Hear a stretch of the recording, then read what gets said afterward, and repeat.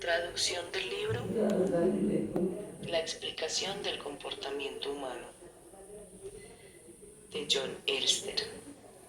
Capítulo 20. Juegos y comportamiento. Título: Intenciones y consecuencias. La estructura conceptual de la teoría de los juegos es esclarecedora. La estructura conceptual de la teoría de los juegos. La estructura, convención y comportamiento. Título: Intenciones y consecuencias. La estructura conceptual de la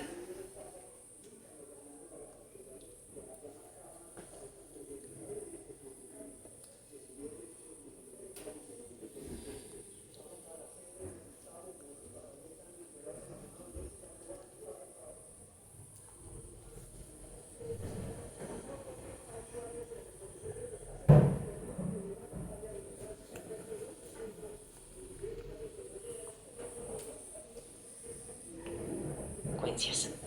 Título: Intenciones y consecuencias. La estructura conceptual de la teoría de los juegos es esclarecedora. Nos ayuda también a explicar el comportamiento. Consideremos la justificación para quemar los puentes o las naves basadas en esa teoría. Este comportamiento podría adoptarse por las razones estratégicas expuestas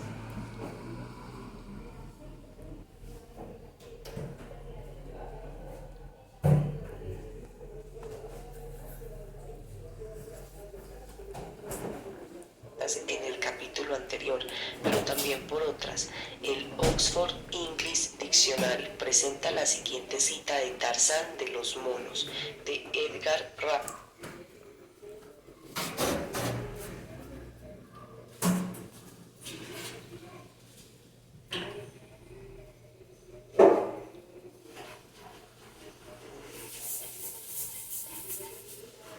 Tarzán de los monos, de Edgar Rice Burroughs. Como ella había tenido miedo de sucumbir a las súplicas de ese gigante, había quemado los puentes tras de sí.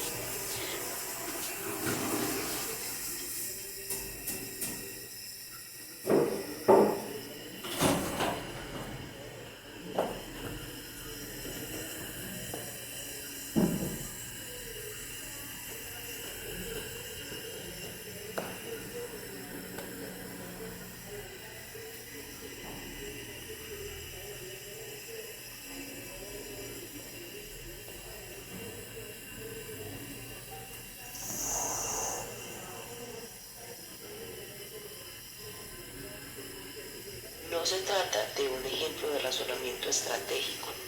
Antes bien, la mujer en cuestión parece tener la posibilidad de ceder a los ruegos. Si no hace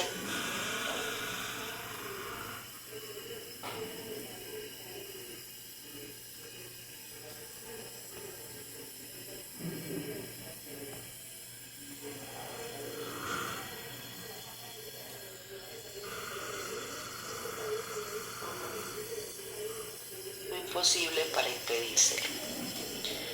Aún en la esfera militar, esas justificaciones no estratégicas podrían ser tan importantes como las estratégicas.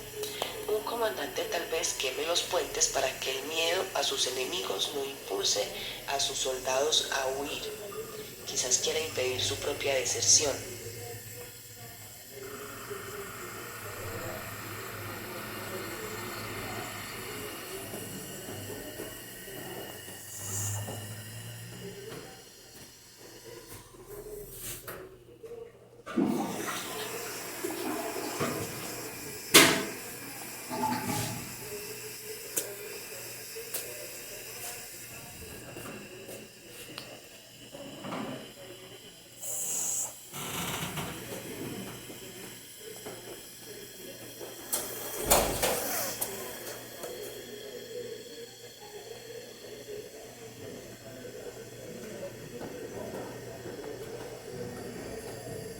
Si teme rendirse a la debilidad de la voluntad, el comandante A podría quemar los puentes o las naves para señalar a B. El comandante enemigo, que no puede contar con la huida de las tropas de A, Ese fue al parecer el razonamiento de Cortés, cuando tras decir a su tripulación de manera creíble que su flota no podía hacerse al mar, quemó todos sus barcos, salvo uno.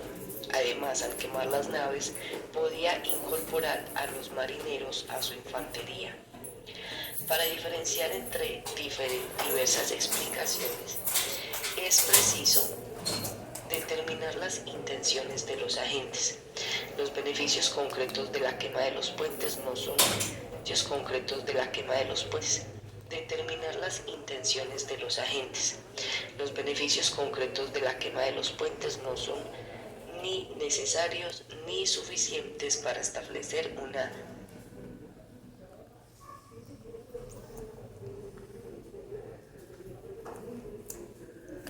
explicación en términos de los beneficios esperados. Capítulo 3.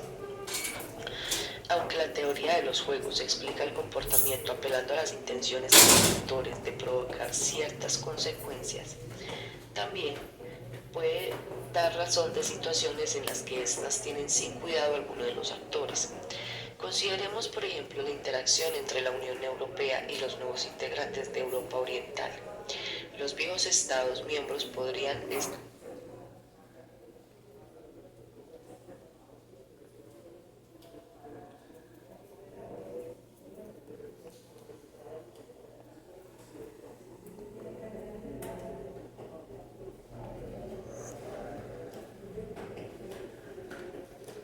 estar tentados de imponer condiciones de ingreso que implican subsidios agrícolas permanentes y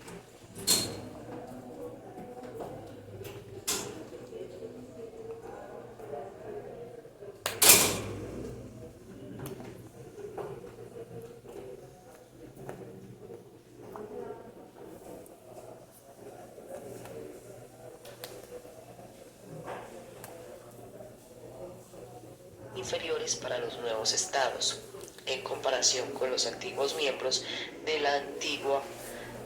la misma superficie territorial. En términos materiales, los nuevos estados obtendrían tantos beneficios con el ingreso que estarían mejor como miembros de segunda que como no miembros, aunque no tan bien como si fueran miembros plenos. En términos psicológicos, el insulto que significa ser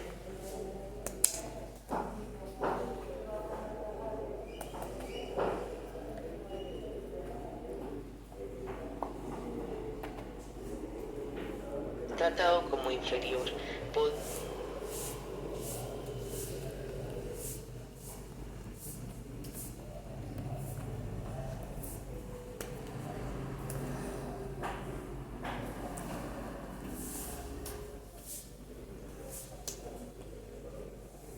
podría llevarlos a rechazar tales condiciones. En previsión de esa relación, los viejos estados podrían proponer el ingreso en condiciones de total igualdad. La creencia de que proponer el ingreso las creencias de que proponer las condiciones materiales no son las preocupaciones exclusivas de los nuevos estados podría ser de tal igualdad.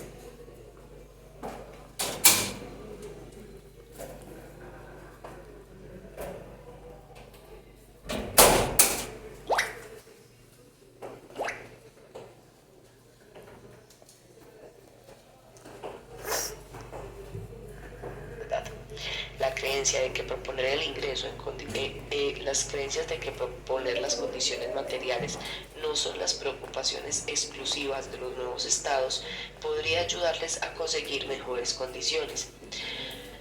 Como no he tenido conocimiento particular de las negociaciones de ingreso, estas observaciones son meras conjeturas. Sabemos, sin embargo, que argumentos de este tipo se plantearon en la Convención Federal de Filadelfia en 1787, durante el debate por las condiciones de ingreso de los futuros estados del oeste.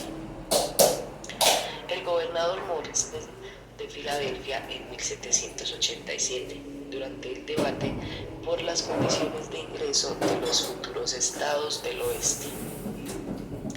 El El gobernador Morris y otros proponían que estos fueran admitidos como estados de segunda categoría, con el fin de que nunca pudieran imponerse por el voto de gobierno.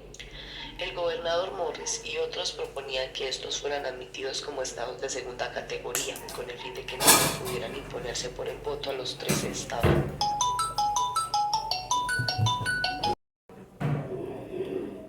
Estados de segunda categoría, con el fin de que nunca pudieran imponerse por el voto a los 13 estados originales.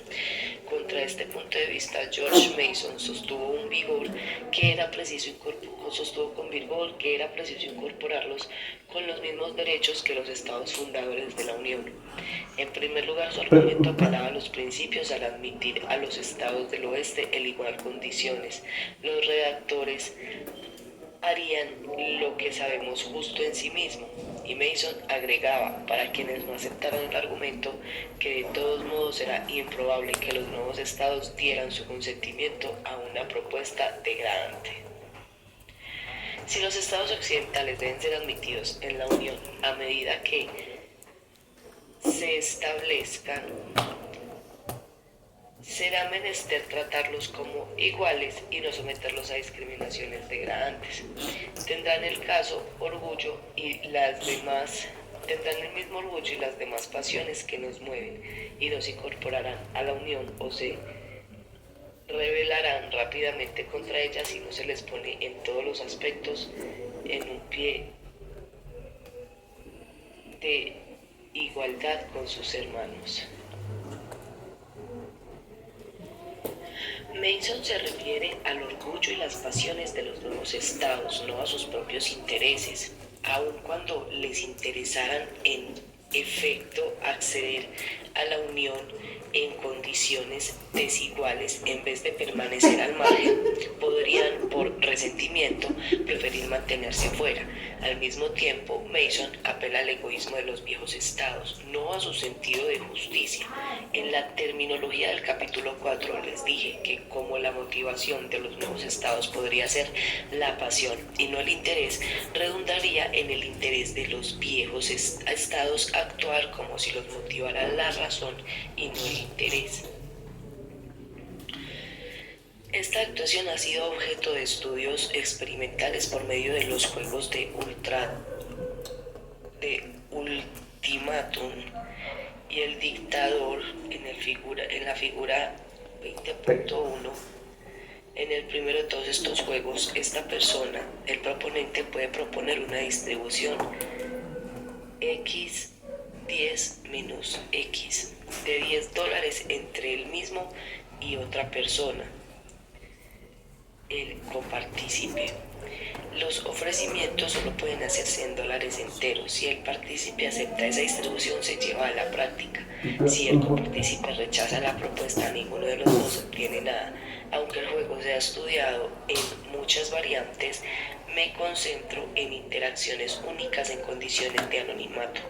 Como los sujetos interactúan a través de terminales de ordenador, no conocen la identidad de su compañero. A menudo se les aclara que el experimentador no podrá determinar quién ha hecho qué elección.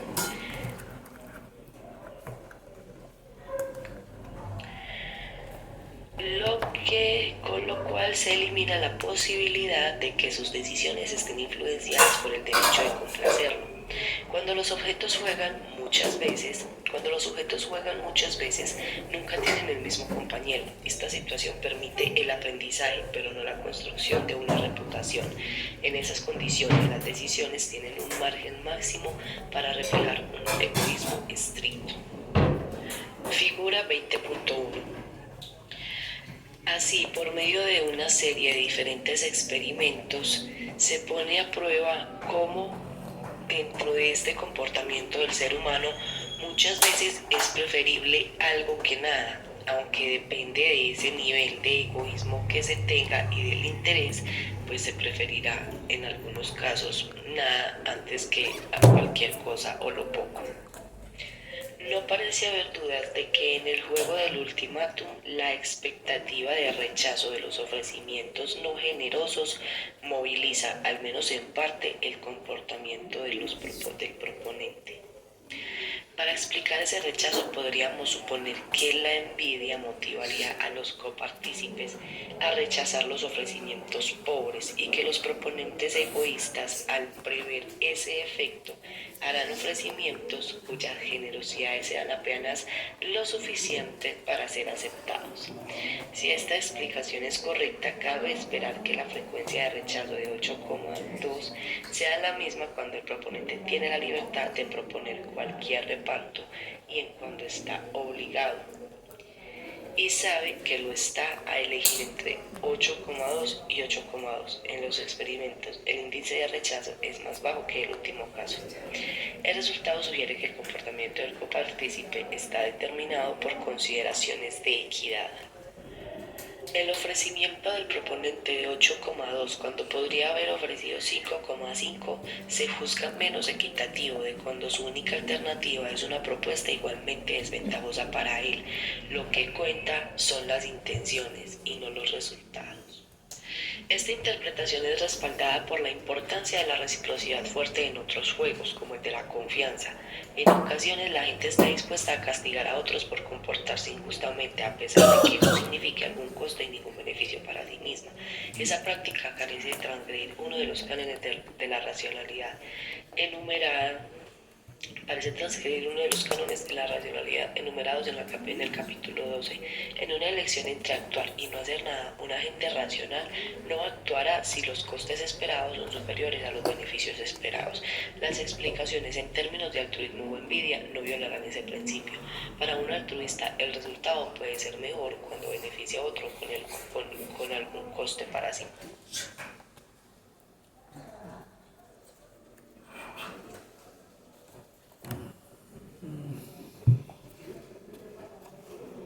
Punto.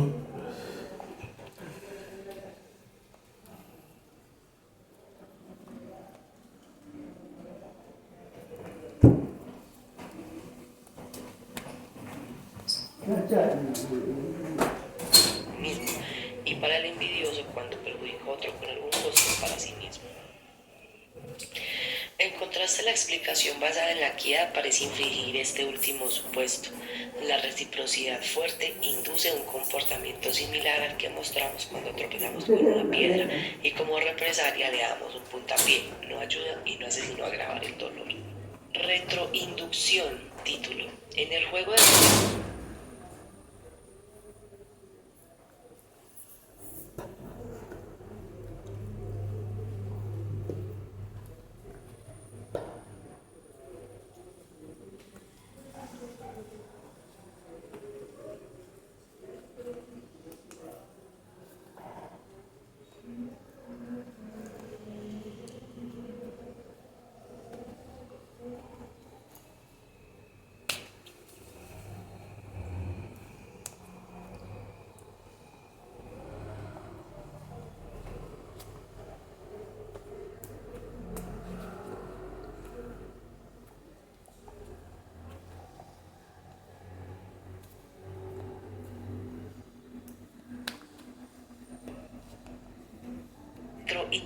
Inducción, título, puntos con una piedra, y como represalia le damos un puntapié. No ayuda y no hace sino agravar el dolor. Retroinducción, título. En el juego del ultimátum el juego mostrado en la figura 19,5 y otros juegos secuenciales, el equilibrio se encuentra mediante la retroinducción. En el primero de los juegos mencionados, el proponente prevé la respuesta del copartícipe a una propuesta determinada y luego hace el ajuste correspondiente en su conducta. En estos ejemplos, los cálculos necesarios son muy simples. En otros experimentos, los sujetos podrían tener que embarcarse en cadenas más largas de razonamiento. Es posible, por ejemplo, que se diga a dos sujetos que pasen por 3 rondas de ofertas y contraofertas para dividir una suma de dinero que se reduce un 50% luego de cada ronda. En cada momento un agente puede o bien aceptar la propuesta e ir hacia la derecha o hacer una contrapropuesta e ir hacia abajo. La racionalidad, el egoísmo y el conocimiento general inducen luego el siguiente razonamiento. La persona que hace la primera propuesta, el jugador 1 deberá tomar en cuenta la posibilidad de que el jugador 2 prefiera la división a otra, en la que recibe una porción más grande del pastel más pequeño. Al mismo tiempo, el jugador 1 sabe que el jugador 2 no hará una propuesta que, de ser aceptada por el 1, ponga en peor situación de lo que estará si llega a estar en la última ronda. En la figura 20.2 el jugador 1 puede al menos obtener 1.25 así como todo lo que queda en la tercera ronda y por lo tanto el jugador 2 no puede ofrecerle menos de 1.25 en la segunda, dejando esa cifra como máximo para sí mismo. Al saber esto, el jugador 1 ofrecerá 3,75 y 1,25 y 2 aceptará. Imagen 20.2. En los experimentos, el ofrecimiento medio hecho por 1 es 2,89 a 2,11, sustancialmente más generoso que la oferta de equilibrio. Es evidente que se contravienen uno o más supuestos. 1. El primer jugador podría ser altruista. 2. Podría temer que el otro jugador rechazara la oferta de equilibrio porque es incapaz de seguir la lógica de la retroinducción. 3. Él mismo podría ser incapaz de seguir esa lógica. Para eliminar la primera y la segunda hipótesis se puede decir a los sujetos que están jugando contra un ordenador programado para dar respuestas óptimas. En este caso el ofrecimiento medio es de 3,16 a 1,84, que sigue siendo sustancialmente más alto que el equilibrio. Como los sujetos que hacen los ofrecimientos elevados difícilmente pueden tener un sentimiento altruista hacia un ordenador o creer que es incompetente, ellos mismos deben ser incompetentes. No es que la tarea sea ardua. Una vez que la lógica de la retroinducción se explica a los sujetos, estos tienen un desempeño impecable en nuevos juegos. El experimento muestra antes bien que este tipo de razonamiento no se produce naturalmente en los seres humanos. Es imposible que ni siquiera un simple razonamiento prospectivo ocurra de manera espontánea, como lo muestra la maldición del ganador en el capítulo 12, el síndrome del hermano menor en el capítulo 18. Tienen un sabor parecido. No es que las personas, tras pensarlo bien, no puedan entender que los otros son tan racionales y capaces de deliberación como ellas mismas. Sucede que tienden de manera espontánea a pensar que están aferrados a sus hábitos en vez de que se ajustan a sus entornos. Título: algunos fracasos de la teoría de los juegos basadas en la elección racional. Un ejemplo puede ser: una cadena de tiendas tiene sucursales en 20 ciudades. Una de ellas se enfrenta a un rival potencial. El ejemplo puede ser una cadena de tiendas tiene sucursales en 20 ciudades y en cada una de ellas se enfrenta a un rival potencial. El rival tiene que decidirse entre instalar una tienda para compartir el mercado con esa cadena o mantenerse fuera de la ciudad. La cadena de tiendas tiene la opción de responder agresivamente mediante una rebaja feroz de precios, de tal modo mandar a la ruina al competidor, pero también autoimponerse una pérdida o aceptar compartir el mercado. Las retribuciones se muestran en la figura 20.3. El primer número de cada par es la retribución para el ingresante oficial. La retroinducción no es en un solo juego se arriesgar a mandar a la ruina al competidor, pero también autoimponerse una pérdida o aceptar a mandar a la ruina al responder agresivamente. La cadena de tiendas tiene la opción de responder agresivamente mediante una rebaja feroz de precios, de tal modo mandar a la ruina al competidor, pero también autoimponerse una pérdida o aceptar compartir el mercado. Las retribuciones se muestran en la figura 20.3. El primer número de cada par es la retribución para el ingresante oficial. La retroinducción no es en un solo juego se da 5-5 como resultado de equilibrio. El rival ingresa y la cadena acepta compartir el mercado. No obstante, en previsión de desafíos ulteriores, la cadena de tiendas podría decidir comportarse más agresivamente y arruinar el ingresante, con cierto coste para sí mismo. a fin de disuadir a potenciales competidores en otras ciudades. Pero si aplicamos la retroinducción a la secuencia de 20 juegos, esta estrategia no es viable. En el vigésimo juego, el comportamiento agresivo ya no redundará en más beneficios, de modo que la empresa también podría compartir el mercado con el ingresante. Sin embargo, esto implica que tampoco se obtenga beneficios con la política de precio rapaz en el 19º juego, y así sucesivamente hasta llegar al primero, aunque la magnitud de las políticas rapaces de precios en los mercados reales es un tema controvertido si aparece en los mercados experimentales. Figura 20.3. El juego del 100 pies se muestra en la figura 20.4. Para explicar estos ejemplos de cooperación y depredación aparentemente irracionales, podría estipularse la existencia de incertidumbre acerca de algunos aspectos de los juegos.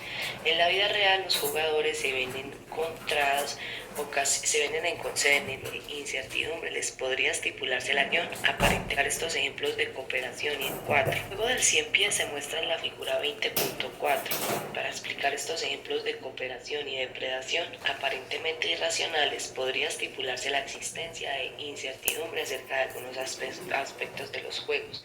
En la vida real, los jugadores se ven en contadas ocasiones frente a un número finito y conocido de rondas. Es probable que muchas veces crean que la interacción va a continuar durante un tiempo indefinido. De todos modos, no hay una ronda final desde la cual pueda iniciarse o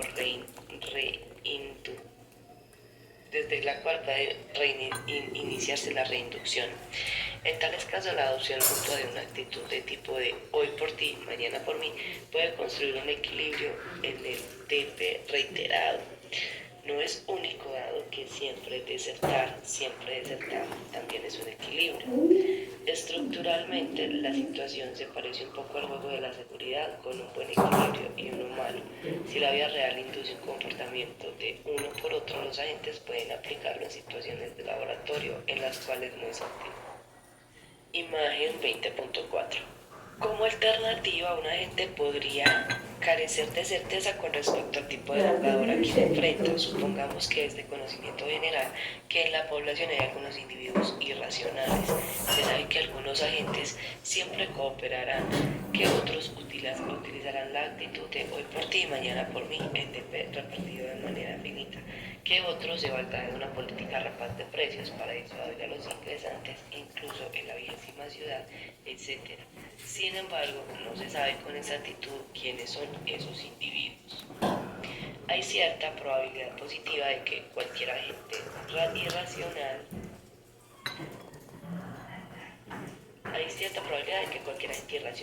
en la paradoja de la cadena de tiendas, un ingresante potencial cambiará de opinión si atribuye una probabilidad bastante grande al carácter irracional del gerente de la tienda. Sabiendo, el gerente tiene el incentivo de embarcarse en una política rapaz de precios con el primer ingresante para hacer creer a otros que es irracional. Cuando los ingresantes potenciales en otras ciudades observen esa situación, utilizarán un razonamiento bayesiano, capítulo 11, para asignar una probabilidad más alta a la irracionalidad del gerente. Tal vez no sea lo suficientemente alta para disuadirlos, pero si el gerente lo hace una y otra vez, a la larga podrá alcanzar un nivel en el que para los rivales sea más racional no ingresar. Otra posibilidad es que en el dilema del prisionero repetido y en el juego del 100 pies la cooperación tenga en parte un carácter de punto focal. Aunque los individuos racionales desertarán en la primera ocasión, los irracionales desertarán en la Aunque los individuos racionales desertarán en la primera ocasión, las personas razonables no lo harán. Si bien esta sugerencia, sobre la cual abundaré más adelante, es bastante vaga, parece más cierta, al menos a mi entender, que los argumentos basados en la incertidumbre acerca de la índole de la otra persona.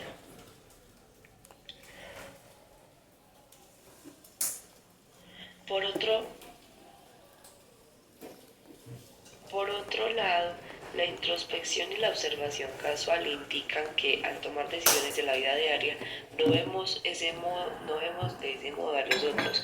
Cuando confío a alguien una pequeña suma de dinero, pero no una grande, no lo hago por asignar una escasa probabilidad a que sea incondicionalmente confiable, sino porque juzgo que solo se puede confiar en él cuando lo que está en juego es mucha magnitud.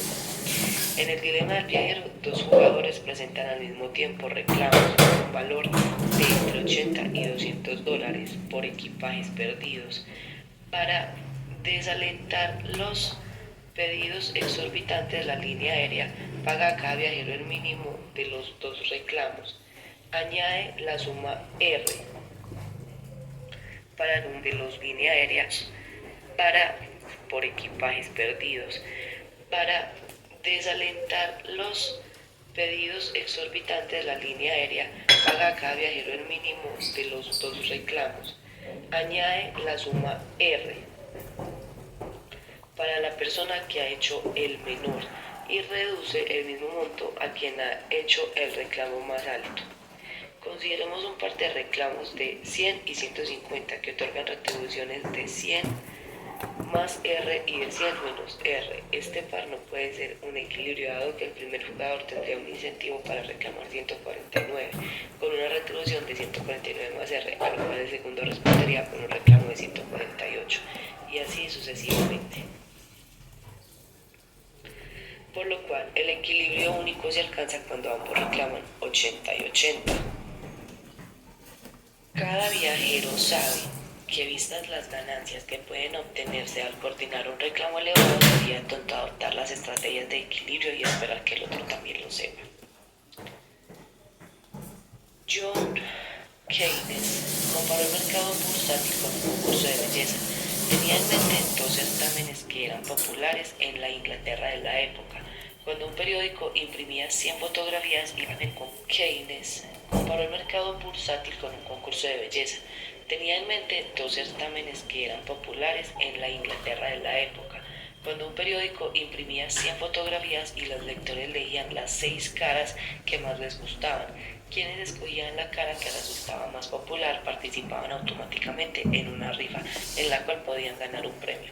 Keynes señaló: no se trata de escoger las caras que, según nuestro leal saber y entender, son las más bonitas, y ni siquiera las que la opinión común y corriente crean auténticamente las más bonitas. Hemos llegado al tercer nivel, donde consagramos nuestra inteligencia a prever cuál será, según la opinión común y corriente, y hay algunos, me parece, que alcanzan el cuarto, quinto o sexto niveles. Ser razonables es trascender las trampas de la racionalidad, concentrarse en el hecho de que ambos jugadores pueden ganar e ignorar a la vez la lógica de la mejor respuesta.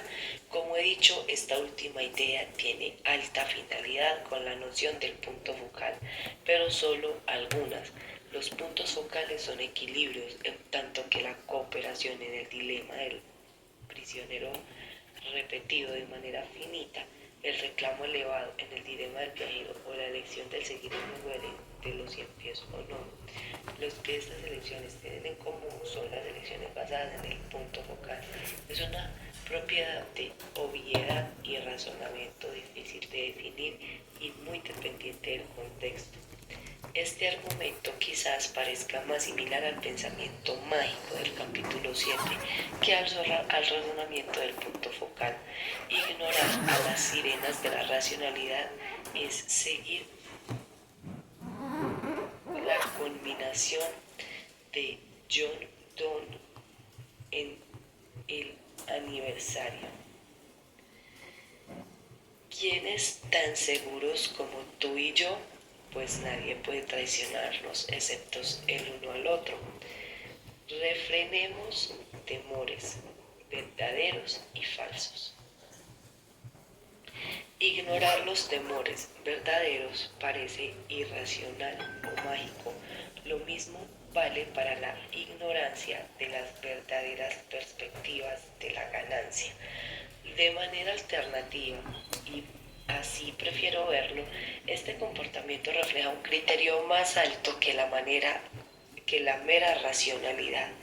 Estos problemas son arduos y los lectores están invitados a decidir el tratamiento de algunas cuestiones que prosiguen en el próximo capítulo.